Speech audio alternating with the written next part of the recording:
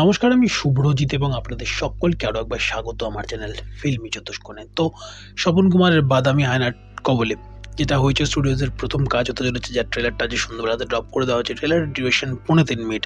মুখ্যচিত্রে অবশ্যই দীপক চ্যাটার্জি, ভূমিকাতে আবির চ্যাটার্জি রয়েছেন, সতী দাস রয়েছেন এবং অবশ্যই ডাইরেকশনে রয়েছে আফটার ইন্দুবালার ভাতের হোটেল, একটা জনপ্রিয় এবং খুবই ভালো মানের একটা ওয়েব সিরিজের পরে দেবালাদার পরের কাজ হতে চলেছে। তার আগে তার ড্রাকুলা স্যারের রিভিউ আমার চ্যানেলে রয়েছে, ইন্দুবালার রিভিউ রয়েছে চ্যানেলে। এবং অবশ্যই এই প্রজেক্টটার দিকে মানে যারা আমাদের মতো সিনেফাইল বেঙ্গলি যাদের বলে থাকি আমরা, সোকল্ড ওই চর্বিত চর্বণের বাইরে যারা গিয়ে কিছু দেখতে চাই, কিছু শুনতে চাই, তাদের জন্য নিঃসন্দেহে এই প্রজেক্টটা একটা হাইলি অ্যান্টিসিপেটেড কাজ ছিল। দেখা যাক প্রজেক্টটা আলটিমেটলি কেমন হয়। বাট ট্রেলারের লেভেলে দুটো জিনিস আমার মাথায় আছে, তো দুটো জিনিসটা আগে বলি, দেন আপনারা ধীরে ধীরে বুঝে যাবেন অ্যাকচুয়ালি কেমন লেগেছে ট্রেলারটা। তো প্রথমে আমার গল্পের একটা অ্যাঙ্গেল মনে হয়েছে, দেখুন সেটা হতে পারে ছবিটা রিলিজের পরে প্রথমে ছবি হিসেবে আসে এবং পরবর্তীকালে সেটা সিরিজ আকারে আসবে। তো ছবি হিসেবে যখন ছবিতে আমরা দেখবো, মেবি তার 180 ডিগ্রি ঘুরে গিয়ে একটা অন্য ডাইমেনশন, একটা অন্য পোলের গল্পই হতে পারে। আপনার মনে হতে পারে কী ভাট বকে চলেছিল এটা ট্রেলার রিলিজের সময়। বাট এই মুহূর্তে ট্রেলার দেখে আমার যেটুকু মনে হচ্ছে সেটুকু বলছি।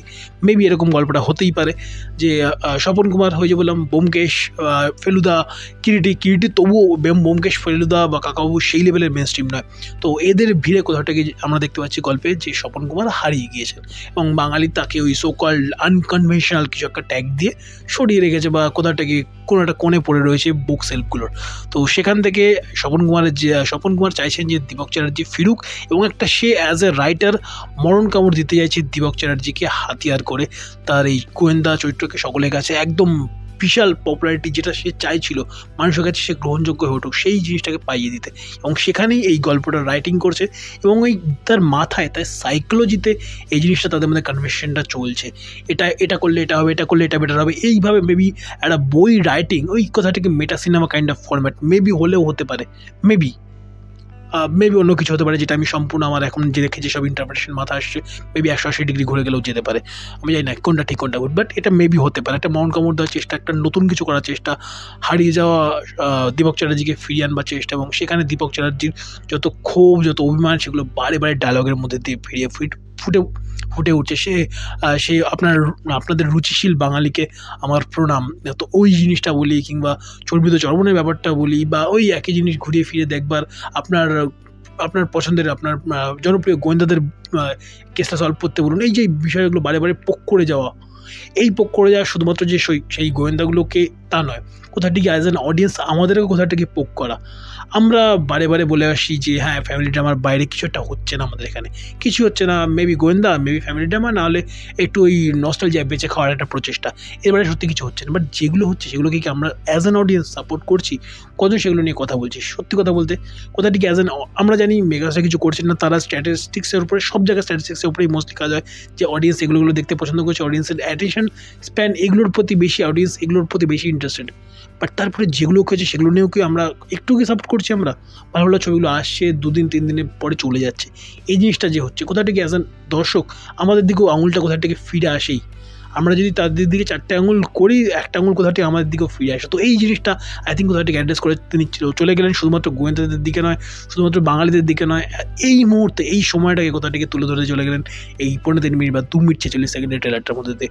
ওভারঅল যদি বলি, কমেন্ট্রিগুলো আমি বেশ তারই উপভোগ করেছি এবং আপনাদের রুচিশীল বাঙালিকে আমার প্রণাম। ওই জায়গাতে আবির চ্যাটার্জি যে সোয়াগ অ্যাজ দীপক চ্যাটার্জি দুর্দান্ত লেগেছে। লুক অ্যান্ড ফিলের দিক থেকে যদি বলি, নিঃসন্দেহে ব্রিজের একটা সিন ছিল ড্রাকুলা স্যারে, ওই সিনটা আমি প্রচণ্ডভাবে এনজয় করেছিলাম, যেখানে অনির্বাণদা চরিত্রটা চেষ্টা করছে ওরবার পুরো একটা টোটাল কস্টিউমে, পুরো টোটাল মেকআপে রয়েছে, ওরবার চেষ্টা করছে, বাট সে উঠতে পারছে না, ব্যর্থতা। ওই সিনটা আমার এত হার্ট হিটিং লেগেছিলো, এতটা মনে বসে রয়েছে আমার। হয়তো এছাড়া আরও অনেক ড্রিম সিকোয়েন্স রয়েছে, লাইক ঘরের মধ্যে সে ঢুকছে, ওই বরফটার পড়ছে, কিংবা বাথটাবটার মধ্যে উঠোনে যে বাথটাব ছিল ওই সিনটা।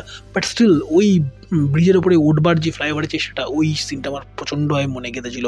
ঠিক সেরকম একটা সিনেই না, এখানে কেউ উঠছে নয়, এখানে দীপক চ্যাটার্জি হেঁটে যাচ্ছেন এবং তার পিছনে কিছু ফিকশনাল ক্যারেক্টারগুলো হেঁটে যাচ্ছে। ওই সিনটা বেশ ইন্টারেস্টিং লেগেছে আমার। দেখা যাক কীভাবে কী হয়। এই এক্সপেকটেশনে যে একটা পাহাড় প্রমাণ একটা এক্সপেকটেশন তৈরি হলো, সেটা আদৌ পূরণ হয় কি হয় না সেটা তো সময় বলবে। এবং যদি বলি মিউজিক কিন্তু আমার বেশ ভালো লেগেছে। একটা আই থিঙ্ক নির্বাসিত জাহাজ বলে একটা গান শুনলাম ঈশান মিত্রের ভয়েসে মেবি, এবং অমিত চ্যাটার্জি এবং ঈশান মিত্র এই ডুয়োর সঙ্গে সে দেবলাদার এর আগেও যতবার তারা কম্বাইন করেছেন, যতবার তারা যুগলবন্দি করেছেন, বেশ ভালো ভালো কিছু গান আমাদের উপহার দিয়েছেন যেগুলোর, এবং অবশ্যই যদি বলি লাস্ট ইয়ারে বাংলাতে যে মানে হয়তো টপ 5 মানে সিনেমা এবং ওয়েব সিরিজ মিলিয়ে অ্যালবামের কথা যদি বলি, নিঃসন্দেহে তার মধ্যে ইন্দুবালা একটা থাকবে। প্রতিটা গান আমার পছন্দের, প্রতিটা গান। কজন মানুষ এতদিন পরে প্রায় মার্চে এসেছিল দোলের সময়, এই 8 মাস 10 মাস পরে শোনেন আমি জানি না, আমি কিন্তু প্রচণ্ডভাবে পছন্দ করি। হয় না বিভিন্ন স্পটিফাই বলি, উইং বলি বা গানা বলি, এগুলোতে একটা নিজস্ব একটা প্লেলিস্ট তৈরি হয়ে যায় আপনি শুনতে আমার ওরকম একটা প্লেলিস্ট তৈরি হয়ে গেছে ইন্দুবালার গানগুলো শুনে এত ভালো ভালো গান রয়েছে। এখানেও মিউজিকের ব্যাপারেও কিন্তু বেশ ভালো লেগেছে। লুক অ্যান্ড ফিল যেরকম তারা দিয়ে থাকেন বরাবর, সেরকমই লুক অ্যান্ড ফিল দিয়েছেন, বেশ ভালো লাগছে। বাজেট কত দূর কি আমি জানি না, ভিএফএক্সের কী ইস্যু আমি সত্যি দেখতে চাই না, আমাকে যদি আমার দেখতে ভালো লাগে ডান। ক্রিয়েটিভিটি আর্টের আমি তো অ্যাটলিস্ট যেটুকু আমার স্বল্প জ্ঞানে বলে, এর কোনো রুল বুক হয় না, দেখতে যদি ভালো লাগে, অ্যাস্থেটিক্যালি যদি সুন্দর লাগছে দেন ডান।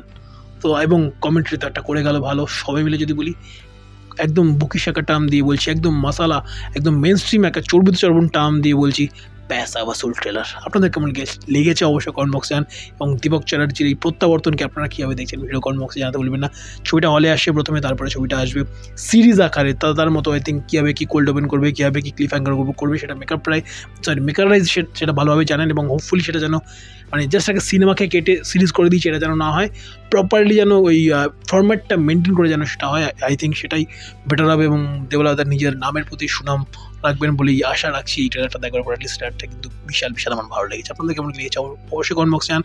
আমার এই ভিডিও ভালো লেগে থাকলে ভিডিওটাকে লাইক করুন, শেয়ার করুন, এবং যদি প্রথমবারের জন্য আমার চ্যানেল ভিডিও দেখে থাকেন চ্যানেলকে সাবস্ক্রাইব করার পাশাপাশি পাশে থাকে নোটি বাটনটাতে অল নোটিফিকেশন প্রেস করে আমার চ্যানেলের সঙ্গে থাকতে বলুন। ভালো থাকুন, ভালো রাখুন, অবশ্যই ভালো কন্টেন্ট দেখতে থাকুন। Bye bye, good night.